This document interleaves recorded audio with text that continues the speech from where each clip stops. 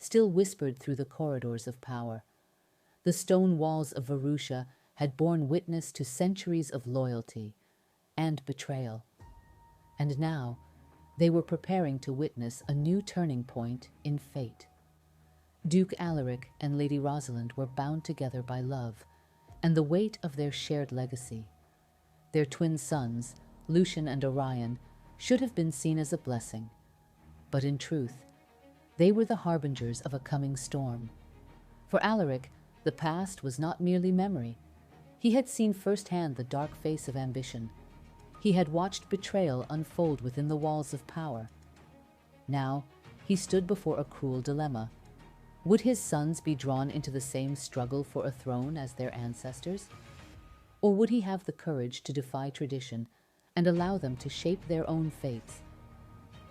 But for Rosalind, that possibility was unacceptable, because before she was a lady, she was a mother. The thought of her children becoming enemies, she couldn't bear it. Her love as a mother dragged her down a path of desperate thoughts and secret hopes. Lucian, moody, impatient, fiery. Orion, quiet, gentle, observant. They looked alike, yet were so very different, and their differences began shaping Rosalind's fear and her decision. Despite her doubts, she started to plan. Time passed. Only 2 months remained until Lucian and Orion's 3rd birthday. Preparations had already begun in the halls of Varusia. Royal invitations were sent out, grand feasts were being prepared, musicians were summoned, dancers rehearsed. To everyone else, it was a celebration. But for Rosalind, it was something else. A turning point. A day when everything would change. The plan she carried in her heart demanded courage. If she failed, the price could be devastating, perhaps even her life. But she was determined. She refused to live like her mother had, with the grief of losing her children to power. She wanted to act not out of helplessness, but with the strength of a mother willing to protect them both. And so, she made her choice. On their birthday, her plan would unfold, and after that, fate would be rewritten for everyone. And then, the day arrived. Behind the stone walls of Varusia Palace, a night of fate was beginning to awaken. As the sun rose, the palace courtyard buzzed with urgency. Servants, footmen, nurses, all rushing to prepare polished armor, silver-cut dishes, and the freshest flowers. Their footsteps echoed on the cold marble floors like a war drum of celebration. Laughter echoed from the inner courtyard.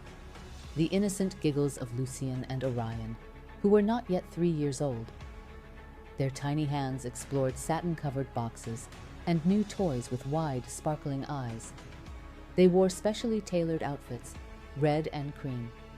On Orion's collar was a small silver brooch, placed there by Rosalind herself. Perhaps it was simply a mother's token, or maybe a quiet signal of destiny. The great hall of the palace was filled with opulence, golden drapes, dazzling chandeliers, crystal goblets for the finest wines. The soft hum of orchestras played a background to noble chatter and expectation. But in the center of all this grandeur stood Rosalind, her hands trembling softly behind a mask of grace, her heart a storm. Tonight, the plan would begin. This celebration was more than a birthday. It was a crossroads of destiny, and if it failed, Rosalind would face the darkest shape of a mother's greatest fear. Later that evening, Duke Alaric entered the hall with slow, heavy steps.